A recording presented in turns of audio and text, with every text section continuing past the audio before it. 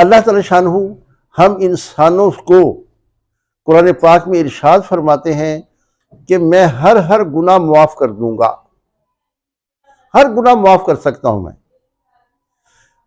لیکن اگر کسی نے شرک کیا تو وہ معاف نہیں ہوگا۔ ان اللہ لا یغفر ان یشرک بہ ویغفر ما دون ذلک لمن یشاء۔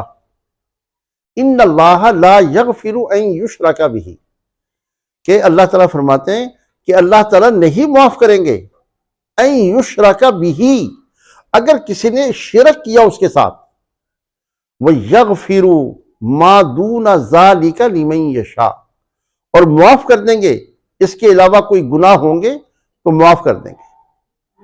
یعنی کہ یہ ہمیں اللہ تعالیٰ سب سے زیادہ روکتے بھی اسی چیز سے ہیں، شرک سے۔